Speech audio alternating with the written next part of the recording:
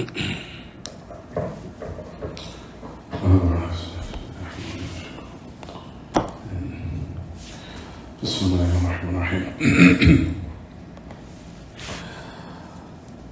لله وحده الحمد لله وحده والصلاة والسلام على من لا نبي بعده وعلى آله وصحبه ومن تمسك بسنته إلى يوم الدين وسلم تسليما كثيرا أما بعد. As we continue the explanation of Hamawiyyah, Fatwa al-Hamawiyyah al-Kubra by the great Imam Taqiyuddin Abu al-Abbas Ahmad Abu al-Abbas Ahmad ibn Abdul Halim ibn Abdul Salam Taymiyyah al-Harrani Dimishqi rahimahullah. The time now is 7:13 p.m. Thursday, July the 28th, which agrees with the Islamic calendar, the 29th of this blessed month of the Hijjah, where it's ending with the new month of Muharram. More than likely will start maybe tonight, where the new year will start on the Islamic calendar, will become the year 1444 after the migration of our Prophet alayhi salatu wasalam, and that will be if the month of Muharram starts after Maghrib tonight, inshallah.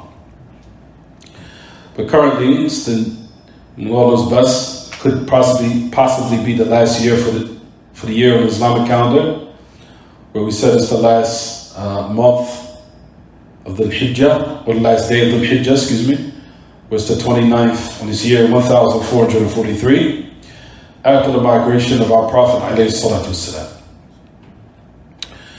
As we continue, based upon where we stopped with the tremendous statement by the great Imam Umar ibn Abdul Aziz rahimahullah, you'll find that he said that profound statement that we mentioned from last class. You'll find that the great Imam that we mentioned, that statement that should be written in gold. It's a statement that is very profound and important for all the Muslims. But he says, Sallallahu alayhi wa sallam, this is where we stopped in last class. We stopped at the part where he said, accepting all the proper guidance that the Messenger of Allah brought. What is upon us is what? Tasdeequn bi kitabillah. Accepting that is belief in the Book of Allah, and completeness in what? In obedience of Allah to the end of what he said. We stopped at last class, everyone. Notice he said at the end of the statement that whoever follows other than the way of the believers, Wallahu Allahu ma tawalla wa aslahu jahannama wa sa'at masira. This is where we stopped at last class. He said whoever follows other than the way of the believers, Allah will turn him to what he has turned to, and Allah will burn him in hell. What an evil abode it is. We talked about the statement of the great Imam Abu Bakr Ahmad ibn Muhammad al-Khallal rahimahullah. No Shaykh al-Islam, he says, وَرَوَى الْخَلَّالُ بِإِسْنَادٍ كُلُّهُمْ أَئِمَّةٌ ثِقَاتٍ. That the great Imam al-Khallal that he related in his book called Sunnah ibn Khallal, that he mentioned a narration with a chain. All of them are a'immatun thiqat, reliable imams and scholars. He said that the chain is upon Sufyan ibn Uyayna, the great imam. It was asked Rabi'ah ibn Abi Abdur Rahman عن قوله تعالى الرحمن على العرش استوى. كيف استوى? We said it was asked Rabi'ah ibn Abi Abdur Rahman. Who is that, everyone? We said that was the Shaykh of who? Al-Imam Malik. Al-Imam Malik ibn Anas. Al-Imam Malik ibn Anas ibn Malik Al-Usbuhi Imam Dar al-Hijrah from Al-Madinah rahimahullah. From his mashayikh, or from the great sheikhs that he studied and taken a great portion of his knowledge. Excuse me, everyone. Put this on.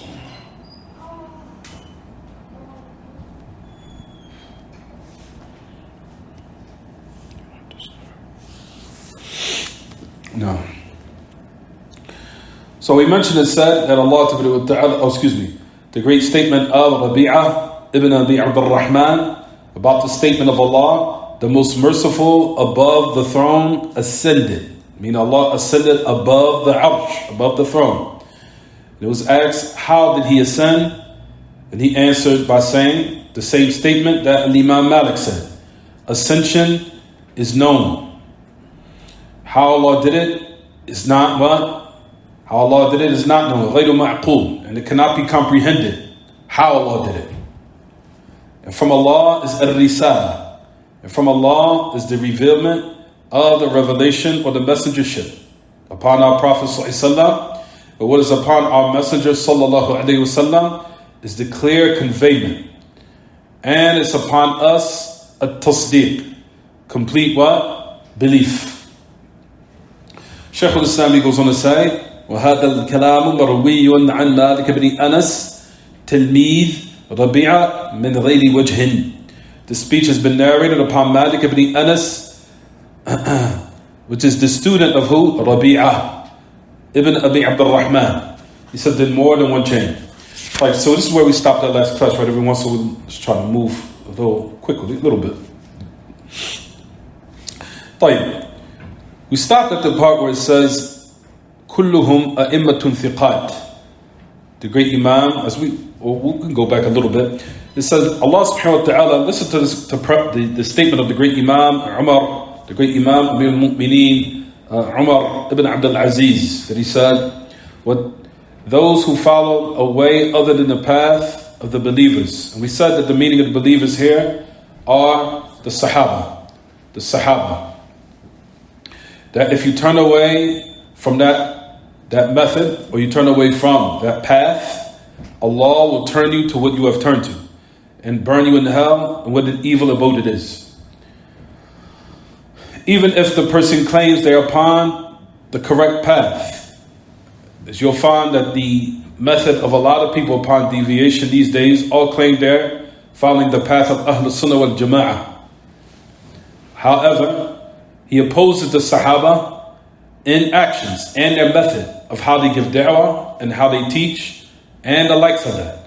So a person has to look at a person's what? Implementation of the methodology of the prophets, and look at that accurately and scrutinize that path, because of everyone now these days claims that they're Ahl Sunnah wal Jama'ah, and they ascribe to the safe set. However, you'll find that if you ponder upon their actions, you'll ponder upon certain things as far as in their teaching, their method, you'll find that it's in opposition of the prophets and messengers. For example, you'll find that the da'wah of the prophets is to start with tawheed. You'll find that a lot of those who claim that they're Ahl Sunnah wal Jama'ah oppose that method. So that's a clear evidence to show that this person is not embarking upon the path of salvation, and that type of method will fail. Especially if you find that people in their call, they claim they're Ahl Sunnah wal Jama'ah, but you'll find that their da'wah, that it circles around what they call politics, or being involved in politics, and non-Muslim politics, and saying that we have to attain some type of status within the non-Muslim politics. You'll find that these type of antics or acts are in opposition clearly against the methodology of the prophets and messengers. Like you said, especially the methodology of the Prophet sallallahu alaihi wasallam. The message of Allah sallallahu alaihi wasallam message was not calling to politics. In the beginning, where you'll find that he alayhi salatu wasalam spent how many years? 13. Focus on the affairs as pertaining to the usul of the religion, pertaining to monotheism, and clarifying the different types of polytheism and how the people fall into it. Because there's a lot of doors of polytheism that the people, especially these days, fall into where they do not perceive. You'll find that affair was the focus of all the prophets and the messengers, and that they were the ones that made this the path of salvation and the path of what? Success. So these are the type of examples, and there's more than that. You'll find even the great Imam Shaykh Muhammad Aman al-Jali, that he said exactly what we're mentioning now. He said, لكن إذا خالفهم عمليا والادعاء لا يغني. He says people claim that they're the people of the Sunnah, the people of the Jama'ah, meaning that they follow the Sahaba. He said, however, you'll find that they oppose them in their actions, in their implementation. Meaning, as we just gave the example, their beliefs. The Sahaba believed Allah was above. You'll find a person that's saying they're a person of the Sunnah and they don't believe Allah is above. So we know that clearly that claim is what? Is baseless. So he says that iddi'a la yughni, that the mere claim does not benefit. If you are in opposition against the first jama'ah, the first group are the Sahaba. He said, مِنَ النَّاحِيَةِ الْعَمَلِيَّةِ وَالتَّطْبِيقِيَّةِ. Notice exactly what he said in regards to the applied method and the implementation. Even though they might claim that they're from the people of the Sunnah and they're from the people of the Jama'ah, that is not sufficient. And that this call or this claim does not benefit anyone. Because every call has to have something that substantiates it. Or it has to have some evidence that what? Substantiates it. Meaning that this claim or this call, it has its method, has its prophets, and it has its scholars also. You can't claim you're Ahl Sunnah wal Jama'ah and you're criticizing Shaykh Rabi'. So that person can claim that they're Sunni Salafi all day. But if you're now opposing its scholars, who Allah subhanahu wa ta'ala has gave them the status amongst the people of the Sunnah, that these are the what? These are the scholars of the correct aqidah of these days. So a person who's Sunni Salafi embraces the scholars of the past, and they likewise embrace the contemporary scholars of today. And that there will be no type of unification, because like we said, the people of Ahl Sunnah wal Jama'ah, they have their method, they have their belief, they have their aqidah, and they have their scholars. That we also have to what? Unite upon in regards to our reverence of them and our respect of them and knowing their status in our hearts. So that's the thing that we wanted to focus on. So we said, a person might claim this claim, but every claim has to have something that substantiates it, meaning showing its validity, showing that it's valid. So a person can have this claim, but if they have nothing to prove it or back it up, then it's just a mere claim. And a person does not listen to it. This is exactly what the great Imam mentions. He said, وَلَيْنَ ادَّعَى أَنَّهُ مِنْ أَهْلِ السُّنَّةِ وَالْجَمَاعَةِ لَا تُغْنِي وَلَا تَنْفَعُهُ هَذِهِ الدَّعْوَةِ وَالدَّعْوَةِ لَا بُدَّ لَهَا مِنْ بَيِّنَةٍ وَأَيَّمَا دَعْوًا لَا بَيِّنَةَ عَلَيْهَا لَا سَمَاعَ لَهَا. Every claim has to have something that backs it up, that shows its validity. And that validity or the evidence is the actions and the application of the method. Looking at how they give da'wah, looking how they educate the people, looking how they cultivate the people. Do they cultivate the people exactly and precisely of how the prophets did? Not worrying about politics. Not worrying about if the scholars differ in voting. And the likes of those matters you'll find in which the people falsehood that they busy the people with these days. When they are in dire need of what will be the means of their salvation in this world and the hereafter, by starting with the fundamentals of the religion, which is teaching them and educating them and drilling in them the affairs of monotheism and teaching them polytheism. And not just that, also teaching them the Sunnah and teaching them the atrocities and the fallacies of what? Of innovations and innovative beliefs and innovative practices and innovative actions. These are the affairs in which the prophets and the messengers, this is what they taught their people. This is how they educated them. You'll find that they never worried about politics and overthrowing the ruler. Especially the greatest of all prophets and messengers, Muhammad ibn Abdullah alayhi salatu wassalam. The focus, like we said, was teaching the people the tawheed of Allah, the sunnah of the messenger of Allah, and the usul of the religion, meaning the affairs concerning the hereafter, the day of resurrection, the affairs of the unseen, that they're the books, belief in the books, belief in the angels, belief in all the prophets, belief in the qadr, and the likes of that. That is what the prophets and the messengers were focusing on, because salvation of human beings starts right here. Because if the people do not believe or they have the incorrect knowledge concerning their Lord, all deviation and all atrocities and all evils and corruption starts from this place here. This is where it starts. All evils in society starts from the lack of knowledge of Allah or perverted meanings or bad thoughts about Allah, which is all part of Aqeedah and Tawheed. Because you'll find, especially these days, a lot of people these days are being tested with having bad thoughts about Allah. Why has Allah allowed this to happen in my personal life? Why is Allah testing me with this? Why is Allah testing me in regards to my children? Why? What did I do? You'll find that these type of statements indicate bad thoughts concerning Allah subhanahu jalla sha'nuhu wa jalla jalaluhu. You'll find that we said every one of these days, a lot of people are being tested with having bad thoughts about Allah. Bad thoughts about Ar-Rabb subhanahu jalla sha'nuhu. All of that is connected with Tawheed. All of that's connected with the Aqeedah. All of that is connected with the proper, like we said, belief and the proper what? The proper conviction, which will be a means and the source of one's rectification of their lives and the means of their salvation in this world, as well as in the hereafter, as we just mentioned, right everyone? Fine. But like we said, listen to the profound statement of the great Imam, Amir al-Mu'mineen, Umar ibn Abdul Aziz. He said that they follow a way other than the believers, meaning their belief. The believers means here in this context, the companions of the Message of Allah. Following their belief, following their understanding of the religion, not abandoning that, a blink of an eye. For anyone abandons their understanding of Islam and their understanding of their belief and their foundations of how they understood these texts concerning Allah's name and attributes, you abandon that.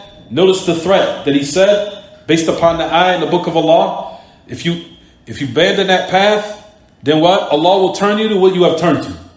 And Allah will burn you in hell where the evil abode it is. May Allah subhanahu wa ta'ala give us refuge from that. Fine. So let's go to Shaykh al-Islam after he mentioned the statement. Well, we finished the statement of Umar ibn Abdul Aziz rahimahullah. Let's go to the next one. روى الخلال بإسناد كلهم أئمة ثقات عن سفيان بن عيينة أحد أئمة المسلمين قال سئل ربيعة ابن أبي عبد الرحمن عن قوله تعالى الرحمن على العرش استوى. So from the isnad, all of them are reliable imams, scholars of our religion. Upon Sufyan ibn Uyayna, one of the Imam of the Muslims, this great imam. I have all these names familiarized, and if you cannot memorize it, have it familiarized to know this name. These great Imam who are means or how Allah subhanahu wa ta'ala preserved our religion so it could be conveyed to us in the proper manner. The great Imam Sufyan ibn Uyayna said, it was asked Rabi'ah about the statement of Allah, the most merciful above the throne, ascended. He said, this is Rabi'ah, Shaykh al-Imam Malik. How did Allah ascend? Al-istiwa ghayru majhul. The ascension is ghayru majhul, meaning it's known. Meaning, what's in light of what the great Imam Muhammad al-Jami says, يعلمه كل ما يعلم ألفاظ اللغة العربية أسماء وأفعالا. Meaning of the word, when you hear in the Quran, Allah ascended above the throne. After He created the heavens and the earth within 6 days and everything that's in it, then He ascended above the arsh. The ascension of Allah is غير مجهول, meaning it's known. يعلمه, meaning the meaning is known. The meaning is clear. The meaning is established. Even a young child, when they hear the word ascension, or 5 years old, 6 years old, that understands English to a certain extent, of course. When they hear the word ascension or above, they know what it means as far as the linguistic meaning of it. For the person who knows the words of the Arabic language, as far as the names and actions, understands this clearly. They understand the word ascension, they understand the word above, or they understand the word He will come or He came, or the word dissension. No one is ignorant of the meaning when you hear these words. So these words, apart from the names and attributes of Allah, is clear. So when the Imam Rabi'ah, even though they will talk about in a minute how this statement is more famous upon Imam Malik, more than the great Imam Rabi'ah, who's the Shaykh of Imam Malik. But anyway, he said, Al-Istiwa, the ascension of Allah, is known. It's known as far as what everyone? The meaning. Ma'loom, meaning that is what? Ma'loom al-ma'na. That's known as far as what everyone? The meaning. Whether it comes in the manner of what? Of the action. Because we know ascension is what everyone? It's an action. It's an action. You'll find in other places that Shaykh al-Islam said istiwa uluun khas. It's a ulu khas. It's a specific type of loftiness. So it's a specific type of highness. It's specific. We'll talk about that in a minute. But the ulu of Allah, the characteristic of Allah's essence, meaning a characteristic that never leaves, meaning Allah is always above. The creator of the heavens and the earth is always above the heavens. And that even when Allah descends, He's still above. Is it clear, everyone? That even when He descends, subhanahu, He still is above the creation. He still is above the creation. He descends to the lowest heaven and He is never mixed with the creation, nor is He within them. But He descends in the manner of how He was, subhanahu. The characteristic of the ulu, of the aboveness of Allah, is the characteristic of Allah's essence, meaning Allah is always above. Meaning, even on the day of resurrection, when Allah comes to judge between the creation, He will still be above. And even when the people enter paradise, if Allah subhanahu wa ta'ala allows us to enter it, may Allah ja'alana Allahu iyyakum min ashab al-jannah, ameen. That may Allah make us and you from its inhabitants.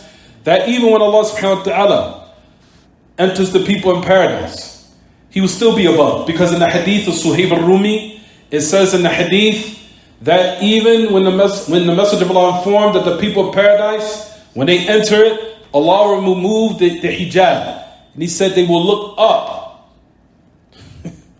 They will look up. So these affairs of the ulu, of Allah being above, is an affair that will what? Is always established. It never stops. Allah is always above the creation. So this is what they call the characteristic of the ulu.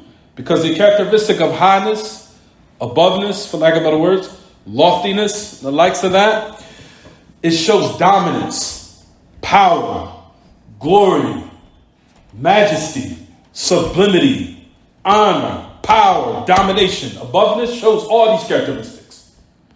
Doesn't these type of characteristics, do they not deserve? No, isn't the one who's complete and all his characteristics deserve these characteristics? So he would have the most deserving of the affair of aboveness and highness. Because Allah Ta'ala, Him being above, displays all these other perfect characteristics, which is perfection, domination, power, glory, sublimity, being majestic, mighty, dominant, to the end of it. Allah has all those characteristics and they fall under the pretenses of what? From the affair of being above the creation. Is it clear, everyone? So all these affairs, like we mentioned, is what we just mentioned here. So let's keep going. I'm sorry, everyone. But at any rate, al-kayf ghayru ma'qul. How Allah subhanahu wa ta'ala ascended over his throne, above his throne, وَعُلُوُهُ عَلَى عَرْشِهِ. We already talked about that. So listen what the last statement is quickly a little bit. Notice Shaykh al-Islam, he goes on upon the statement of the great Imam Rabi'ah ibn Abi Abdur Rahman. He says, وَمِنَ اللَّهِ الرِّسَالَةِ. From Allah is the messengership, meaning Allah revealed it. He revealed it to Jibreel, revealed it to the creation. And He sent His messenger with huda, with deen al-haq, wa kallafahu bil-bayan, huwa Allah. Allah subhanahu wa ta'ala is the one that sent His messenger, revealed the message, sent it with the proper knowledge, which is the wahi. The wahi is the ilm, and the religion of truth, which is the implementation and application of it. And the messenger sallallahu alaihi wasallam, what Allah had obliged upon him to clarify it also to the people. That is the meaning of the statement here in this context if you look in your books. That from Allah is a risala. the messengership or the message. He said, وَعَلَى الرَّسُولِ الْبَلَاغُ الْمُبِينَ. And what was upon the Messenger alayhi salatu wasalam was the clear conveyment, the clear delivery. For example, the Messenger of Allah sallallahu alayhi wasallam informed us that Allah subhanahu wa ta'ala descends every night. In the third part of the night, the third last part of the night, Allah descends. And the Messenger of Allah sallallahu alayhi wasallam informed us of clear narrations showing and establishing that Allah is above the throne. Based upon the hadith, which is in Bukhari, we said, أَنَّ اللَّهَ كَتَبَ كِتَابًا وَهُوَ عِنْدَهُ فَوْقَ الْعَرْشِ إِنَّ رَحْمَتِي سَبَقَتْ غَضَبِي. He said, verily Allah has written in a book with him with him above the throne.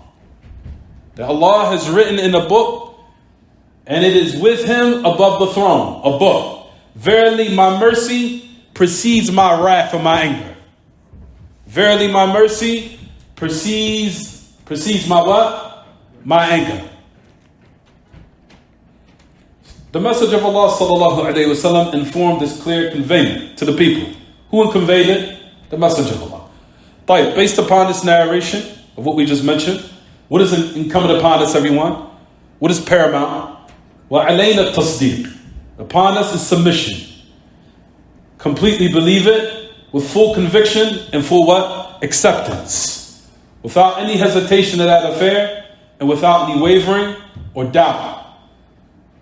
So the great Imam Rabi'a ibn Abdur Rahman said this other profound statement, which also agrees with the statement of Imam Malik. Even though, as we'll talk about in a minute, this statement is still a little bit more established, what is known of Imam Malik. But at any rate, the meaning is correct. He said, from Allah is the message. What was upon the Messenger of Allah is the clear conveyment. And upon us is what? A tasdeeq. Submission and what? Belief. A belief of what, everyone? Blind belief? No. The type of belief that we have is what? What they call iman al-taslim, with ithbat. The type of, there's no such thing as the Muslims having blind faith. We're not like the Christians. We don't have no blind faith. We have faith of submission and faith of affirmation based upon knowledge, not upon your emotions and not upon your desires.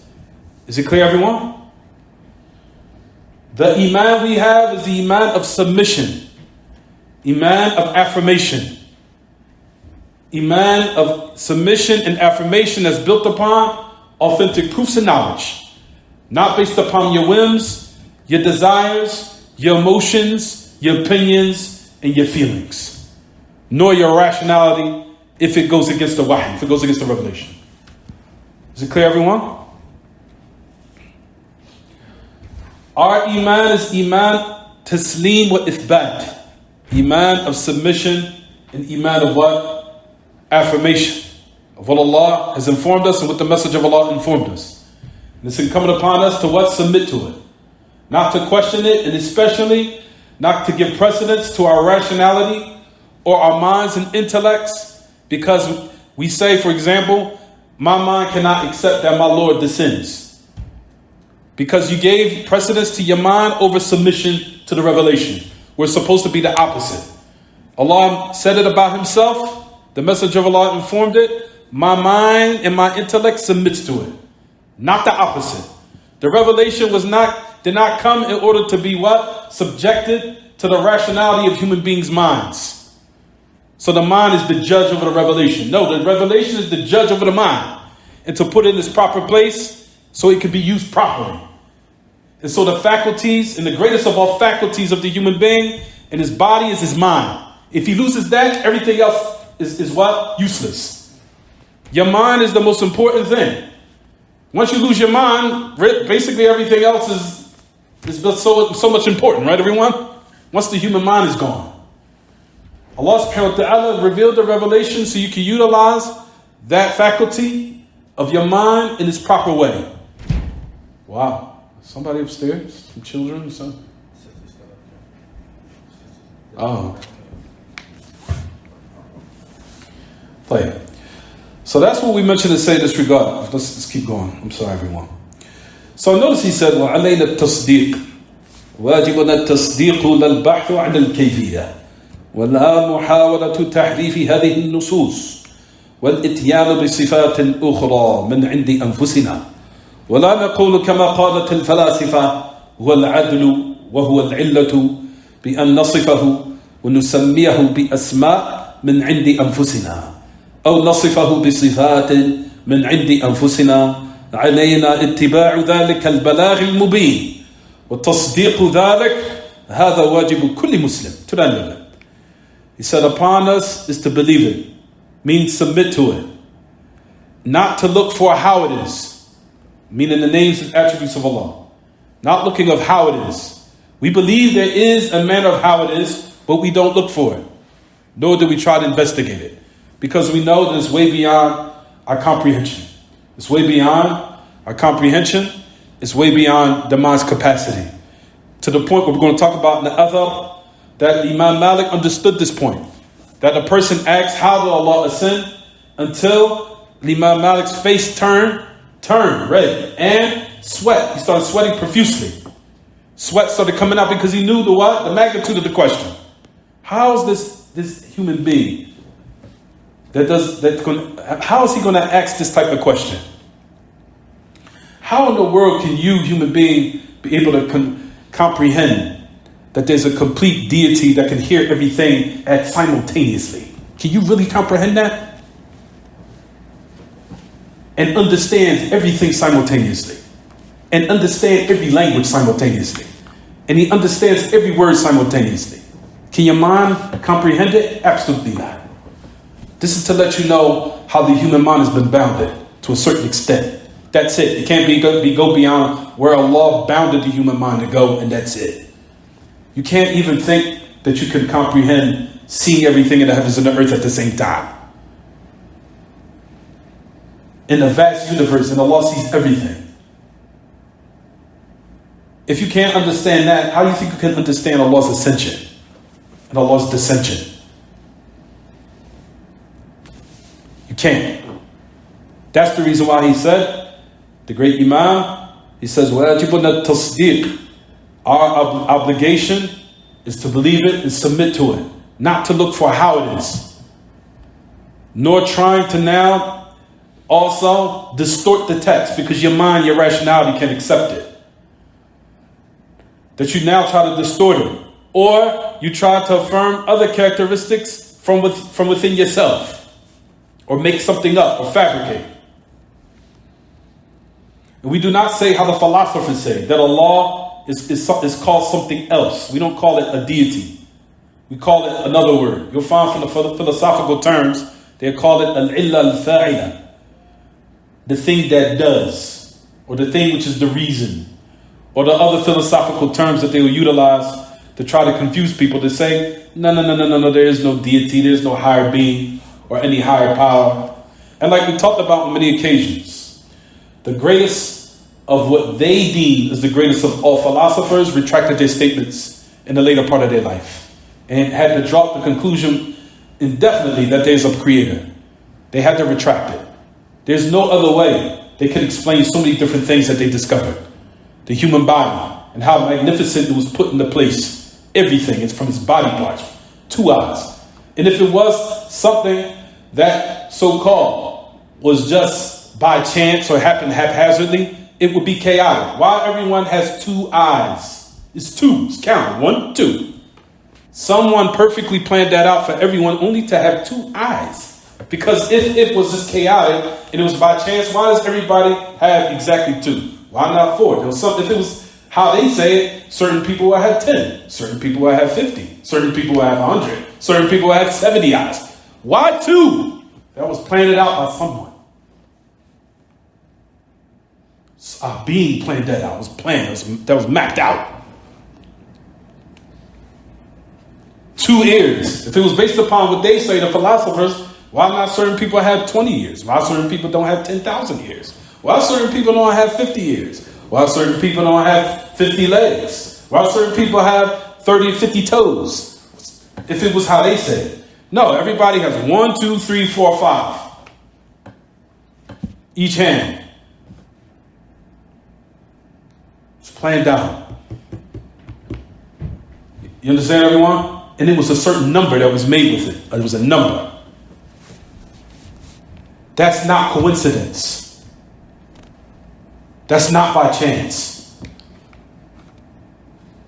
And like we said, all this type of perfection that we just mentioned is said, everyone, is based upon also that Allah subhanahu wa ta'ala is more befitting of this perfection, of having these characteristics, even though He grant us some of these characteristics which agrees in the general meaning, not in the kayfiyya or the haqiqah. We'll talk about that later, inshallah. Right. So let's continue going. Almost finished. وهذا الكلام مروي عن مالك بن أنس. So notice, look at what Shaykh al-Islam says. This speech, or these reports, have been narrated upon Malik ibn Anas, the student of Rabi'ah ibn Abi Abdur Rahman. Then for more than one report, or more than one chain. So he says, بل المشهور, you find the great Imam Muhammad al-Jami, he says, بل المشهور الثابت عند أهل السنة وأئمة المسلمين من بعد مالك المشهور أن هذا الكلام كلام مالك لا كلام ربيعة في ثبوت هذا الكلام عن ربيعة في النفس منه شيء عند كثير من أهل العلم وفي ثبوته عمن قبله أيضا وإنما المشهور أن الكلام كلام الإمام مالك هذا هو المشهور المعروف. So he even mentioned and said exactly what we were saying. The great Imam, the Imam Muhammad al-Jami rahimahullah, that he said, rather what has been established and what is known with the people of the Sunnah and from the great scholars of the Muslims from after the Imam Malik, that this statement of what we just said is the statement of Imam Malik. It's the statement of who? Al-Imam Malik. It's not the statement of who? Rabi'ah, Shaykh of Imam Malik. He said, and the affirmation of this, or this being conveyed or confirmed upon Rabi'ah, he said that has something of what some of the ulama, or the scholars of Islam, have in regards to it. But what has been affirmed, of what came before, is that this statement is been clearly conveyed and established upon who? Al-Imam Malik. Al-Imam Malik. He said that's what's mashhur or ma'ruf. So let's keep reading. Let's get to the next statement. ومنها ما رواه أبو الشيخ الأصبهاني وأبو بكر البيهقي عن يحيى بن يحيى قال كنا عند مالك بن أنس فجاء رجل فقال. Let's just read it in English quickly. From the statement, it's basically confirming what we just said a couple of minutes ago. It's just putting a little bit of confirmation on it. It says, what has been narrated by the great Imam Abu Shaykh al-Asbahani. That's another name that's important. From the great Imam of the past. He has some great works. Abu Shaykh al-Asbahani. From them it's called Kitab al-Azama. I have it. It's about 6 volumes. It's a book in Aqidah. And also Abu Bakr al-Bayhaqi, what he had reported in this book, and I think he's referring to Al-Asma wa Sifat. We talked about that book already a couple of weeks ago. That Imam al-Bayhaqi has a book called Al-Asma wa Sifat. It's 2 volumes. Even though the book has a little bit of mistakes in it in regards to some of the distortions of Allah's names and attributes. You'll find that the great Imam Muqbil bin Hadi al-Wadi'i, he gave a muqaddimah, an introduction to the book, and one of his students, I think, did some service to the book. I have it, it's in the office, 2 volumes. But at any rate, Imam al-Bayhaqi it's a good book, even though it had a little bit of mistakes in regards to the names and attributes of Allah. Some of them had a little bit of what they call ta'wilat in it, a little bit of distortions. So you'll find that in these books, you'll find that Rawa Abu Shaykh al-Asbahani, he said, قال كنا عند مالك بن أنس فجاء رجل, a man came. He said, "O Aba Abdullah," he said, "the most merciful above the throne ascended. كيف استوى?" What was the action of Imam Malik? Imam Malik knew the magnitude of the question. فأطرق مالك برأسه حتى علاه الرحضاء. حتى علاه ماذا؟ الرحضاء. بدأ يتعرق. يخرج منه العرق الشديد. He said, so the Imam Malik put his head down. And he said, in certain narrations said his face changed. And he looked real disturbed by the question. And he said to the point where he started to sweat profusely. He started to sweat profusely. ثم قال الاستواء غير مجهول. He said the statement, the ascension of Allah is what? Is known. Is غير مجهول, meaning it's known. والكيف غير معقول والإيمان به واجب والسؤال عنه بدعة وما أراك إلا مبتدعا. It's known. How Allah did it, cannot be comprehended. Cannot be comprehended. Can you comprehend Allah hearing everything in the heavens and the earth at the same time? And between one heaven to the next heaven is 500 years? And Allah hears all that? Can your mind even comprehend? Can it begin to comprehend that? Or fathom? Or have any type of comprehension? From 7 heavens, and the distance between each one to the next one is 500 years. And Allah hears all of it. Way beyond your mind's capacity. This is what Imam Malik was going through his mind when he heard this question. How Allah ascended. Really? You really asking this question? You can't even begin to fathom that there's a complete, powerful deity whose knowledge is not preceded by ignorance. Can you even begin to understand that? A supreme, complete deity that has no beginning, it has no ending. Can you understand that?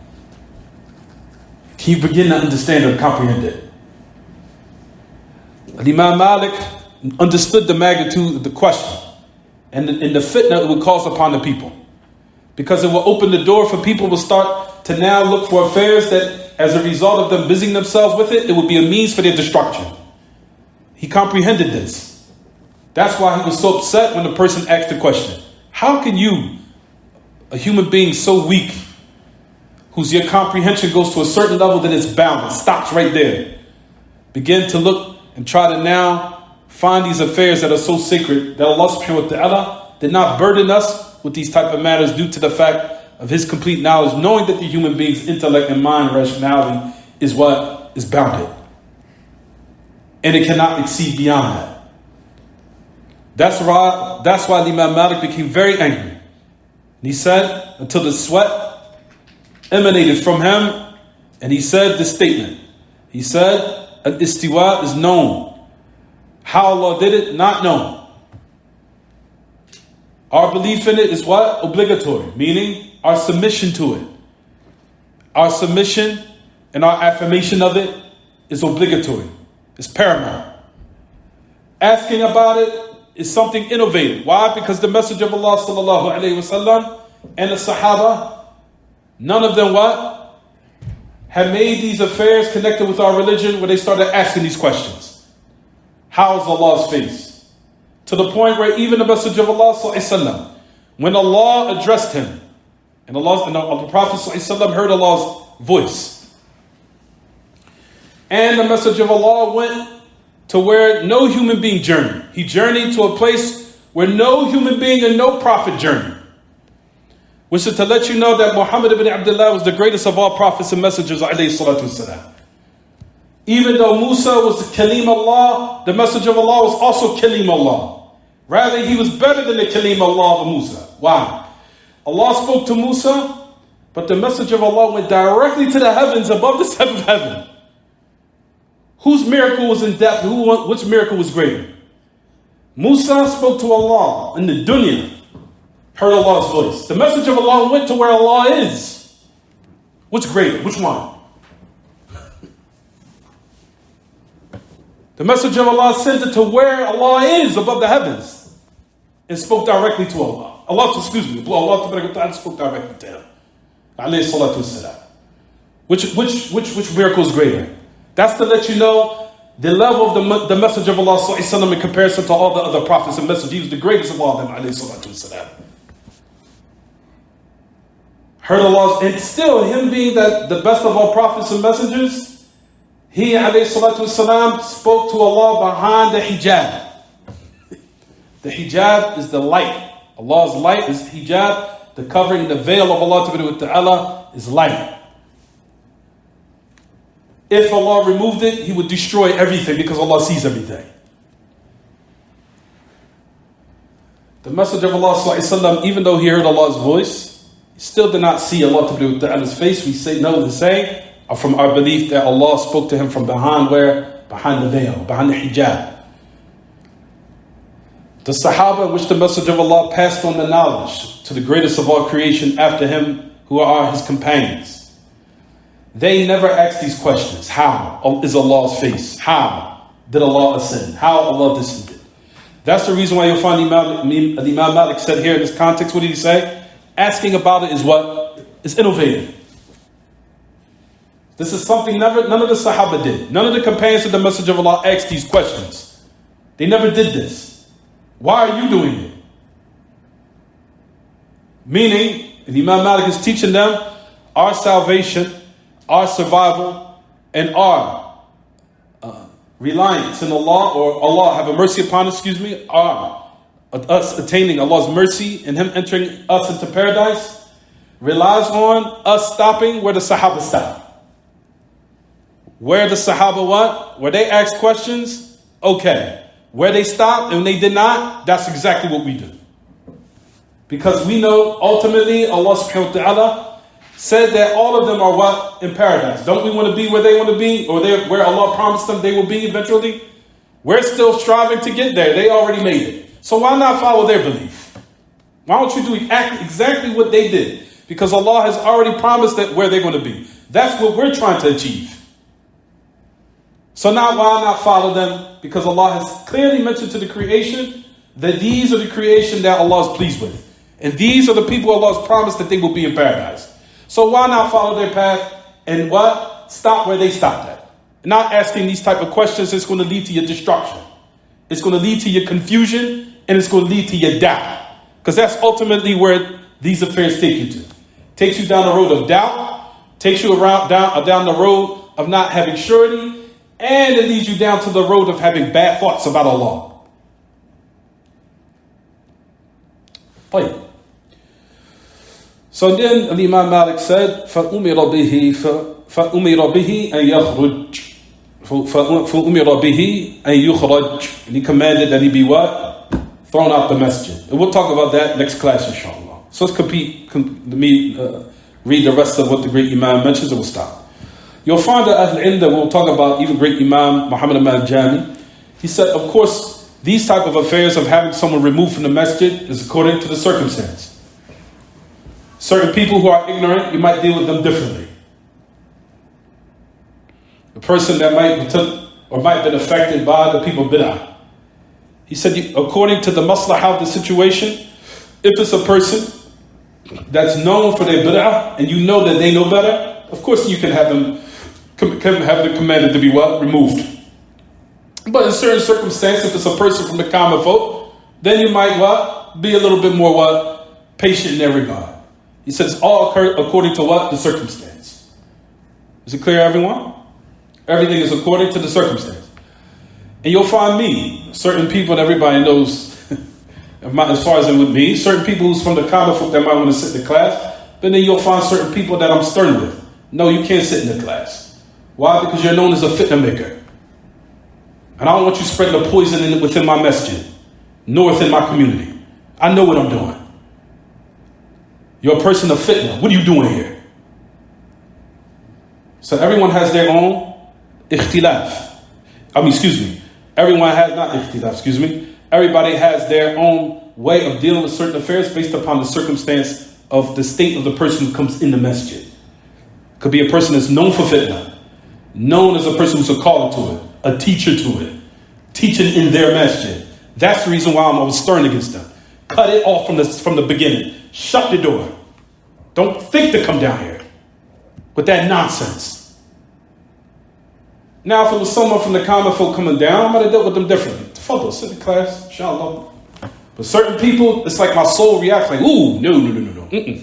No. Door needs to be stopped from the get-go. Is it clear, everyone? Jay. we'll read the rest of the statement. He says, فَقَوْلُ رَبِيعَ وَمَالِكَ الْإِسْتِوَاء غَيْرُ مَجْهُولٍ, that dissension is known.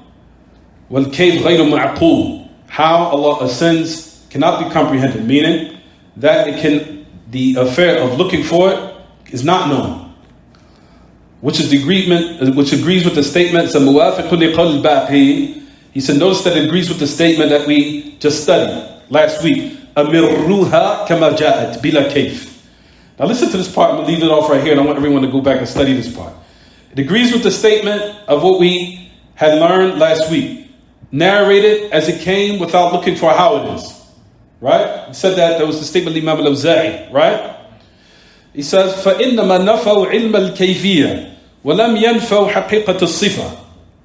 He said, for verily they negated the knowledge of how Allah's name and attributes are. They did not negate the knowledge of the reality of the characteristic, meaning that they affirmed it. They affirmed it. For verily, the only thing they negated, meaning the people of the Sunnah, what do we negate? Of us having the knowledge of how Allah's names and attributes are. That's it. We do affirm it is in a way, but we just don't know it. Is it clear? But, and at the same time, they were not negating that the reality of the characteristic, meaning Allah has it. Right? طيب. Now listen to this last part. This is where I'm going to stop at.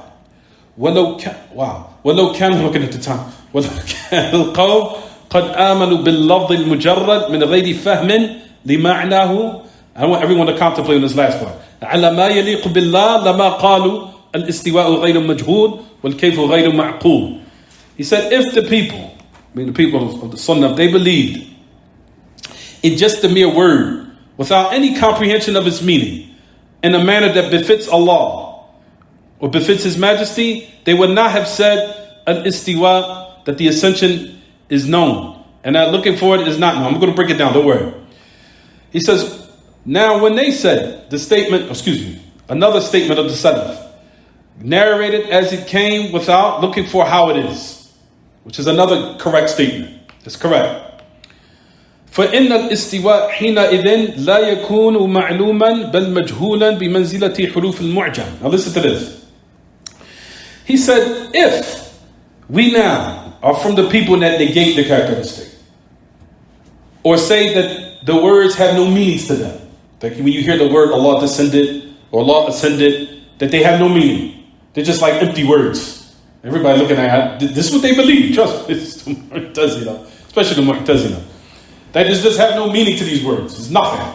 You just affirm everything to Allah, including the meanings, right? So basically, they're just empty words without any meanings, which doesn't make any sense, right? Now listen to this. For verily, if that was the case, then the word istiwa would not be known, as far as the meaning. Rather, everything is what? Not known. And it's just mere empty words. Huruf al-mu'jam. Right? Now listen to what the last part Shaykh al-Islam says. If this was the case, فَإِنَّهُ لَا يَحْتَاجُ إِلَى نَفِي عِلْمِ الْكَيْفِيَّةِ إِذَا لَمْ يُفْهَمْ مِنَ اللَّفْظِ مَعْنًا. He said, now let's just say, based upon what the people falsely say, that these names, they don't have any meanings to them. He said, it would not be needed to negate any kayfiyah. If the methodology of the Salaf was not to affirm meaning for them, why are they saying what? Affirm it without looking for the kayfiyah. Meaning that they knew that these words what? Carried meanings to them. You understand? That the words that was mentioned carry meanings to them. Sorry. He says, إِن لَمْ يُفْهَمْ مِنَ اللَّفْظِ مَعْنًا وَإِنَّمَا يَحْتَاجُ إِلَى نَفِي عِلْمِ الْكَيْفِيَّةِ إِذَا أُثْبِتَتِ الصِّفَةِ. He said, for verily, it's needed, the negation of having knowledge of how something is, due to the fact that the characteristic has been affirmed. So if the characteristic is affirmed, and them negating the knowledge of the kayfiyah shows that the word has a what? Meaning to it. That's it. That's all he's trying to say. If a person now, if we can even break this down in English, and I'll talk about this later, it's getting late. I want the class going in an hour. So let's stop at this point. Just stop at that point. Class, everybody. Abdur Razzaq's class too long. Too long and too hard. They say طويل ونفي نفس الوقت. شاق, صعب, معقد. معقد means difficult. شاق, I think that's clear for some of them. صعب, صعب. دروسه صعبة جدا. طيب, anything about the class? We'll stop at this point. I'll explain this a little bit more in detail next class. But study on this last point where we stopped at. He's saying that he's trying to affirm to say that because there are people from the Asha'ira that they say, especially those who are part of the methodology of the Mu'tazila, they say that these words have no meanings to them. When you hear Allah descended, has no meaning to it. They say, no, Allah doesn't descend. My mind can't accept it. It's just a meaning. It's just a word without any meaning, and that we just نفوض المعنى إلى الله. Make tafweed. We all entrust it to Allah. We trust the meaning to Allah. All of it. The name, the word, the characteristic, even the meaning. Is that right? No. So you're basically saying these words have no meanings to them? So why did the Salaf make these statements then? Narrated as it came without looking for how it is. Meaning, it's as if the Salaf are saying, oh Muslims, know for sure that these words have a meaning to them. The only thing we're negating is how it is. That's it. And if that was the case, if we didn't believe that these words had a meaning to it, there would be no need to negate how it is, because it just totally doesn't exist. You understand? If the Salaf just didn't believe in none of that, they believe they believe that there is no characteristic. All of it is meaningless. The word. Why would they say, narrate as it came without looking for how it is then? Because they affirm for it, there is a meaning to it that's understood by the people. That's what Shaykh al-Islam is mentioning there. Is it clear as an echo? The paint will dry, inshallah. So tajif, it'll dry. Just give me a couple of days, it'll dry, inshallah. Tajif al-boya, inshallah. Tajif al-boya. الدهانات. Say the proper word, boya. Boya is a, huh? That's a Hamawiyyah. That's colloquial. Say paint. تجف البوية. Don't say boya. That's Hamawiyyah. Well, anyway. Any questions about the class? Tafadhal. So the negation of the people of Sunnah is the negation of us comprehending how, or comprehension of. That's the only thing that's negated. He's just trying to prove a point that they affirm the meanings. That's all. And he said that was the case. They want to say these statements without a bila kayf, affirming it without, and also the statement of Imam Malik. He said, how Allah did it's not known. So the Imam Malik said, his statement is way more, I would say, clearer, because he said, al-istiwa ma'loom. The ascension of Allah is known. Meaning, ma'loom al-ma'na. Meaning the meaning is known. The meaning is known. Meaning the Muslims, when they hear a word, any Muslim, even little child, they recite the Quran, وَجَاءَ رَبُّكَ وَالْمَلِكُ صَفًّا صَفًّا. Ayat was the Surah Al-Fajr. Your Lord will come and angels ranks upon ranks.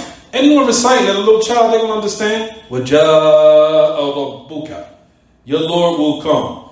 Based upon their nonsense, this is that Allah will come doesn't mean, that doesn't mean anything.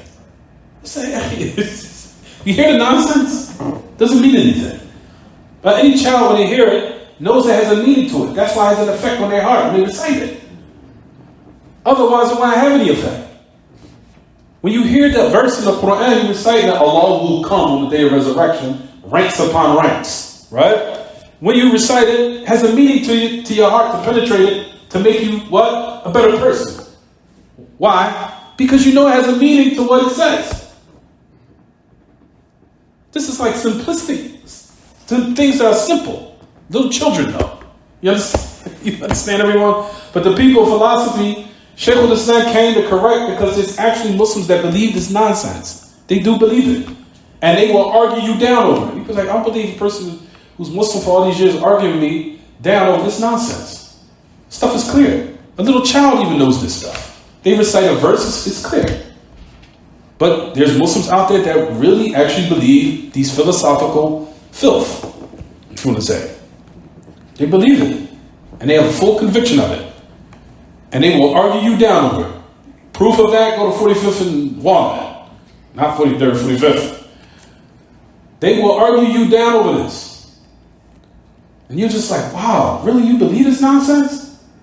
You believe that Allah is everywhere and Allah is not above? You really believe that? Allah, where's Allah? No, Allah is not. He's everywhere. Or you'll find another statement I've heard about 15 years ago, he exists without a place. Another thing I will have to crack and dissect for you guys, which is also another confusing statement. And you notice these statements, when you teach the Muslims that, what is it called? What does it ultimately lead to, everyone? Doubt. Confusion. That's why you'll find the majority of their followers that believe this nonsense, they all go astray. Why? Because Aqidah is supposed to bring you yaqeen, not shak. Aqidah is supposed to bring you surety, not doubt. The effect of what they're saying they're called to is causing the opposite. And that's the reason why you'll find that the majority of their followers, they either go astray, they apostate, or they become real weak Muslims as far as in their tadayyun, in their religiosity or their uprightness. They're in the street doing all types of filthy things. Because they have no surety. What they believe is doubtful. Allah is everywhere. I'm not really feeling that. So that's what happens. Aqidah is supposed to bring you surety. That type of belief that they brought, that atrocity, that perverted ideology, brings doubt. Is it clear, everyone? Okay, any other questions? Anything else? طيب, we'll stop here. وصلى الله وسلم وبارك على نبينا محمد وعلى آله وصحبه. سبحانك اللهم وبحمدك أشهد أن لا إله إلا أنت أستغفرك وأتوب إليك.